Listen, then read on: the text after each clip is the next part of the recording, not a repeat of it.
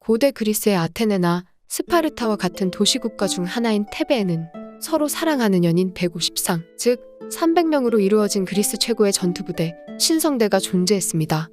이 신성대는 사랑하는 연인과 함께 전투에 참여하기 때문에 자신이 뒤처지거나 패배하면 자신의 연인마저 죽음의 위기에 내몰리게 하거나 부끄러운 모습을 보여주게 된다는 점 때문에 자신의 능력 이상으로 힘을 발휘하게 할 것이라고 생각해 만든 부대였죠. 특히 이 당시 그리스의 전투는 팔랑크스라는 전술을 사용해 싸웠는데, 이는 왼손에 큰 원형 방패와 오른손에 창을 가진 병사들이 가로로 다닥다닥 붙어 긴 방패벽을 만들어 적의 공격할 틈을 없애고 방패벽 너머로 적에게 창을 찔러 공격하는 방법이었습니다. 그래서 창을 들고 있는 몸통의 오른쪽은 방어를 전적으로 자신의 오른편에 있는 병사의 방패에 의존해야 했기에 병사 간의 긴밀한 호흡과 신뢰가 매우 중요해서 최고의 선택이었던 것입니다. 자기가 약하거나 실수하면 옆에 있는 사랑하는 연인이 죽을 수 있다는데 죽기 살기로 싸울 수밖에 없었을 테죠. 그런데 그리스에서 군인 자격은 특권계층인 시민만이 가지는 권리였습니다. 또한 이 시민은 여성이 오를 수 없는 자리였습니다. 즉 테베 신성대의 연인들은 동성애자, 바로 게이였던 것입니다. 고대 그리스에서는 남성 간의 동성애를 철학자들이 오히려 이성 간의 사랑보다 더욱 완벽한 사랑이라 표현하기도 했을 만큼 흔했기 때문에 이를 이상하게 여기지는 않았지만, 이들로 이루어진 부대를 만든 건 테베만이 유일했습니다. 이렇게 창설된 신성대는 펠로폰네소스 전쟁 이후 그리스 패권과 사실상 테베를 지배하고 있던 스파르타에게서 테베가 벗어나려고 전쟁을 일으킨 상황이었기에 전투에 투입되었습니다.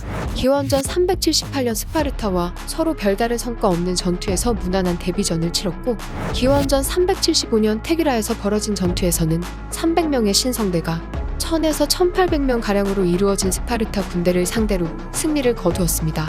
지금까지 스파르타 지상군은 단 한 번도 자신들보다 적은 숫자의 군대에게 패배한 적이 없었기에 더욱 충격적이었습니다.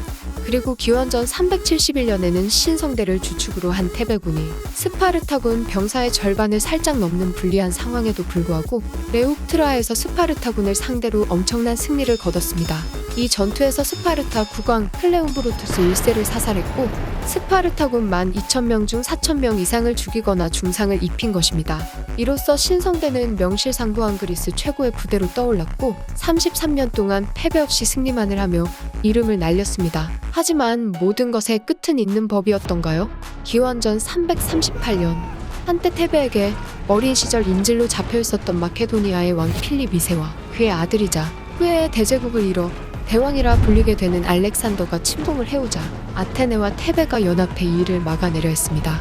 하지만 아테네군이 먼저 패배하고 도망치기 시작하자 테베군도 싸움을 포기하고 도망을 쳤지만 신성대만은 항복하지 않고 끝까지 맞서 싸웠습니다. 결국 300명의 신성대 중 254명이 죽어버리고 나머지는 부상을 당하고 나서야 싸움이 끝났습니다. 무패를 자랑하던 신성대가 단 1패로 괴멸을 해버린 것입니다. 최정예 병사를 잃은 테베는 이후 마케도니아에게 몰락당하고 더 이상은 역사 속에서 게이 부대가 등장하지 않았습니다. 고대 그리스의 연인으로 이루어진 최강의 부대편은 여기까지입니다.